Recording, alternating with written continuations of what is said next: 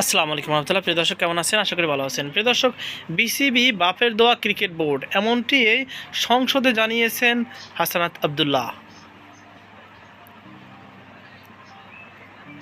প্রিয় দর্শক, গত অক্টোবরে নির্বাচনের মাধ্যমে গঠিত বাংলাদেশ ক্রিকেট বোর্ডের বিসিবি পরিচালনার পরিষদকে ভেঙে দিয়ে গতকাল 7 এপ্রিল তামিম ইকবালের প্রদান করে 11 সদস্যের অ্যাডহক কমিটি গঠন করেছে জাতীয় ক্রীড়া পরিষদ NAC।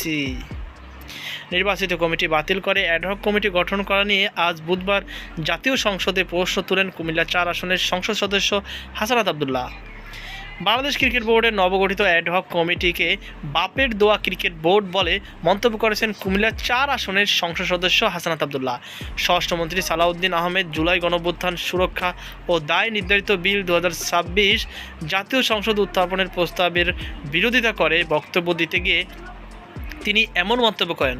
হাসানাত আব্দুল্লাহ তার বক্তব্য বলেন, বিসিবিকে যেভাবে দখল করা হয়েছে তা আর বাংলাদেশ ক্রিকেট বোর্ডে নেই, এটা এখন বাপের দোয়া ক্রিকেট বোর্ডে পরিণত হয়ে গেছে।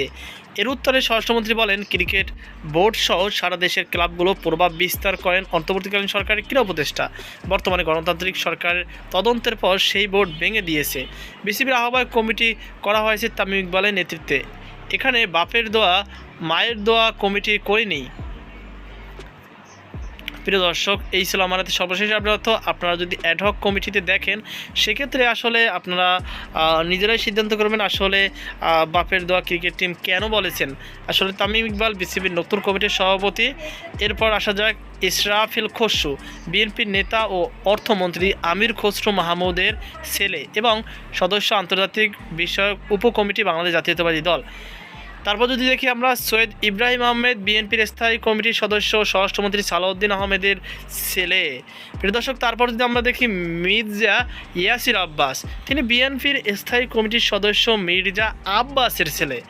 এরপর যদি আমরা দেখি রাসনা ইমাম, তিনি প্রাথমিক গণশিক্ষা প্রতিমন্ত্রী ববি হাজ্জাজের স্ত্রী।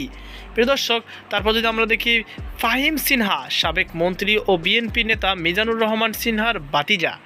তো বুঝতে পারছেন, একটি দলীয় প্রক্রিয়ার মাধ্যমে এখানে প্রভাব বিস্তার করেছে। এটি এই খোসা মারতে গিয়ে তিনি এমন একটি কথা উল্লেখ করেছে। তো প্রিয় দর্শক, তার মন্তব্যের সাথে কি আপনি একমত? অবশ্যই কমেন্ট জানাবেন। আর একমত না হলেও তাহলেও কমেন্ট বক্সে জানাবেন আপনার সপক্ষে যুক্তি দান করে। সকল ভালো থাকুন, সুস্থ থাকুন। আজকে পর্যন্ত আল্লাহ হাফেজ।